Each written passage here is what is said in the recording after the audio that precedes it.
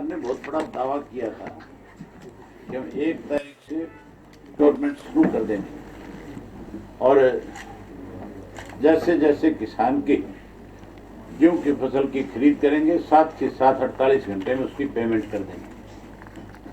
आज 18 तारीख होगी, अब तक किसी एक किसान के खाते में एक नया पैसा सरकारी पेमेंट का नहीं गया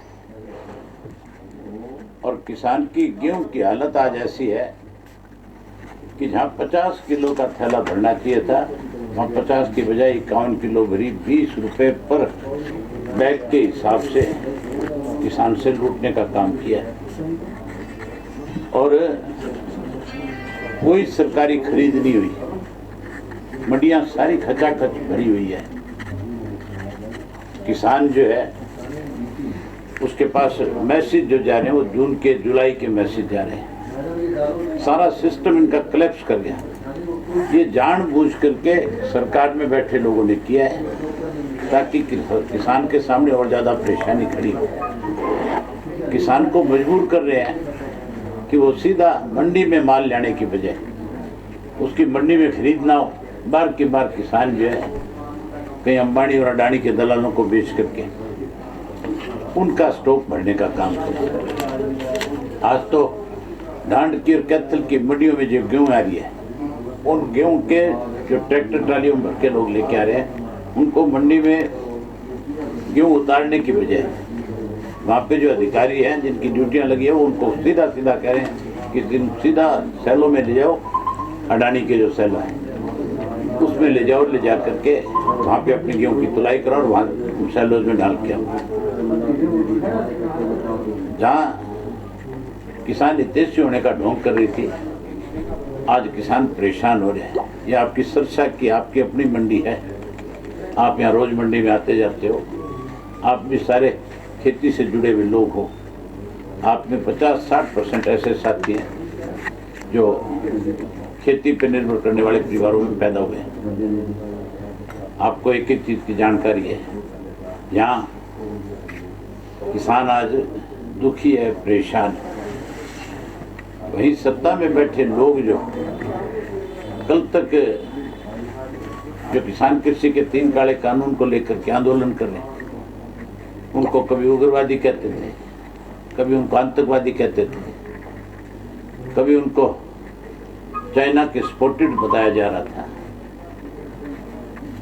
कभी उनको मुट्ठी भर लोग कह करके हरियाणा का मुख्यमंत्री विशेष रूप से कहता था कि इस आंदोलन में हरियाणा का कोई किसान नहीं है। आज वही मुख्यमंत्री जो है मानवता की दुहाई देता है। वो मुख्यमंत्री आज अखबार के माध्यम से सारा दिन ये कह करके कि कोरोना की महामारी है, इस कोरोना की महामारी से ये ना फैले, ना आगे ज्यादा बढ़े, इसके लिए मानवता के नाम पे कहता है कि किसान अपना आंदोलन वापस ले। अब इनको एहसास हो गया कि जितने भी लोग आंदोलन में बैठे हुए हैं वो ना उग्रवादी है, ना आतंकवादी है, ना वो किसी कंट्री के सपोर्टेड हैं, वो सारे किसान हैं और जो लगातार कृषि के 3 काले कानून बनाए हैं उनको खत्म करने के लिए मांग कर रहे हैं।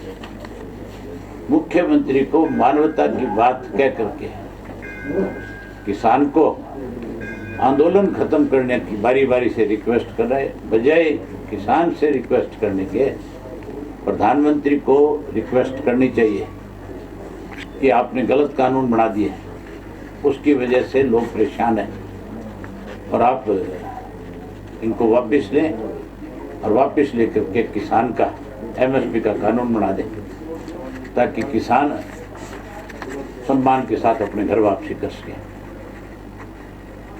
वहीं उसके साथ साथ आज कोरोना की महामारी का बारी बारी से ये जिक्र करते हैं। किसान तो खेत में व्यस्त है या बॉर्डर पे बैठे हैं, वो ना तो कहीं रैली करना और ना ही कहीं लोगों को इकट्ठा करना, उसके पास तो समय नहीं है। अब तो भाजपा के लोग लगातार कभी बाबा साहब अम्बेडकर के नाम पे लोगों के बीच में जाने की कोशिश कर रहे हैं। जिस पार्टी से लोगों को नफरत होगी, जिस पार्टी के खिलाफ आम जनमानस जो है आज बगावत कर रहा है, आज उसके खिलाफ गुस्सा इजहार कर रहा है, आज उसके खिलाफ नारेबाजी कर रहा है, आज उसको बारी बारी चेतावनी दे रहा है कि तुम बजाय इस किस्म के कार्यक्रम करने के इन काले कानूनों को वापस करवाओ। और ये जानबूझ करके उनको छेड़ करके कहीं इस प्रदेश में फिर से आग लगाना चाहते हैं, उकसाना चाहते हैं, लेकिन ये अपनी इस मंशा में कामयाब नहीं हो सकते। आज कोरोना की महामारी को कोई बढ़ावा दे रहा है इस देश में, तो देश का प्रधानमंत्री दे रहा है या भाजपा की जहाँ जहाँ सरकारें वो दे रही है। वो जानबूझ करके अपने कार्यक्रम रखती है, कार्यक्रम रख करके इस महामारी को बढ़ावा देने का काम कर रही है। इन सब के लिए दोषी अगर कोई है तो भाजपा की केंद्र की सरकार और प्रदेश की सरकार। अगर किसान की गेहूं का उठान जल्दी नहीं हुआ, जल्दी पेमेंट नहीं करी, तो फिर इंडियन नेशनल लोकदल पार्टी जो है मंडियों के ताले भी लगाएगी और सरकार को इस बात के लिए मजबूर भी करेगी। सरकार की इतनी औकात नहीं है कि वो वहां से फोर्स के साथ उसको खाली करवा दे। अगर कहीं ये गलती करी सरकार ने तो बहुत बड़ा खामियाजा सरकार को भुगतना पड़ेगा। किसान जो है भीख नहीं मांगता किसी से, किसान कभी किसी का आगे झोली नहीं फैलाता। आज भी किसान जो है बॉर्डर पे बैठा है, वो कोई गलत डिमांड नहीं कर रहा। उसने जाकर के कब मांगा था कि तुम कृषि के कानूनों में सुधार करो। ये सुधार थोड़ा ही है, तो किसान को मारने का एक नया कंडा अपनाया गया है। अगर वो वहां से खड़ा हो जाएगा तो फिर तो अपने आप ही मर जाएगा, किसान मर जाएगा। लेकिन उस आंदोलन से खड़ा होकर के सरकार के दबाव में वहां से लौटेगा नहीं अपने घर। सरकार ऐसी गलती नहीं करेगी। तो वक्त तो बीजेपी के चेहरे की खत्म कर देगा ये किसान। जो किसान की फसल की चमक को कहते हैं ना, इसकी चमक खत्म होगी। जब चुनाव होगा तब आप देखना, इस किसान ने बीजेपी के सहयोगियों की चेहरे की चमक खत्म कर देनी है। ये गए किस लिए, क्या काम है इनका, क्यों जा रहे हैं? जब आम आदमी विरोध कर रहा है, जब पूरा प्रदेश नहीं देश का हर नागरिक भाजपा का आज विरोधी है, खास करके खेती करने वाला व्यक्ति ये जानबूझ करके क्यों छिड़खानी करते हैं? ये प्रदेश के अंदर माहौल खराब करना चाहते हैं, ये राजकुमार श्रेणी पैदा करने चाहते हैं नए अलग अलग जगह पे कि हालात खराब हों, इसलिए रोज कार्यक्रम बनाते हैं। इनको कोई निमंत्रण थोड़ा ही दे रहे, इनको कोई बुला थोड़ा ही रहे। गांव का कोई व्यक्ति आज भाजपा जजपा के किसी नेता को अपने घर चाय पे नहीं बुलाने को तैयार। आज कोई अपने किसी घर में अगर समारोह है तो उसके लिए इनवाइट नहीं करता, क्योंकि गांव का भाईचारा है, गांव के लोगों ने तय कर रखा है, गांव के लोगों का एक फैसला है कि हम अपने गांव का माहौल नहीं खराब होने देंगे। ये जानबूझ करके माहौल खराब करने के लिए कार्यक्रम बना रहे, ये प्रदेश के हालात खराब करना चाहते हैं। मुख्यमंत्री जो है हर वक्त एक ऐसी सोच रखता है कि प्रदेश का भाईचारा खराब हो, प्रदेश का माहौल बिगड़े, तो रोज नए राजकुमार श्रेणी पैदा करना चाहते हैं इस प्रदेश में। सरकार ने तो सरसों पिछले साल जब किसान लेकर के गया था तब क्यों नहीं खरीदी, तब कहाँ मर गए थे।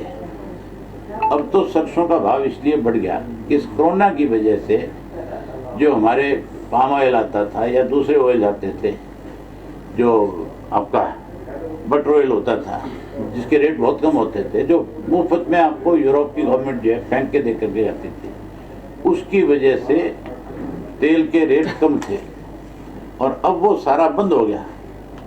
बाहर से कुछ आ नहीं रहा, नहीं बाहर से आएगा तो फिर नेचुरल है कि सरसों के तेल के दाम बढ़े, उसकी वजह से सरसों के दाम बढ़े। जिस दिन उनका इंपोर्ट खुल जाएगा उस दिन दोबारा उसी तरह के हालात पैदा हो जाएंगे।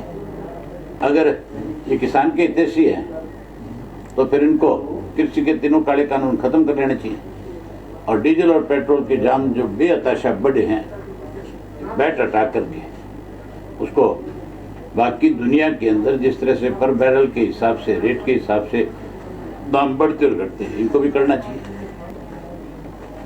किसानों के बीच में जाने के लिए रास्ता निकाल रहे हैं। अगर किसान का हितैषी है चौधरी देवीलाल का झंडा लगाता है, चौधरी देवीलाल की नीतियों की बात करते हैं।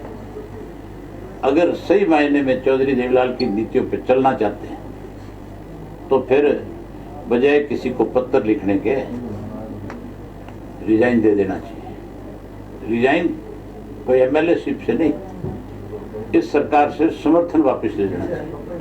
सरकार चले गिरे वो एक अलग बात है, लेकिन चौधरी देवीलाल के प्रति जिस व्यक्ति का भी विश्वास है उनकी नीतियों के प्रति, वो कभी भी जो किसान के खिलाफ फैसले लेने वाले लोग हैं उनके साथ नहीं खड़े हो सकते। गांव हर हालत में उनका विरोध करेंगे गांव में। लेकिन ये तो गिरवी रखे हुए हैं।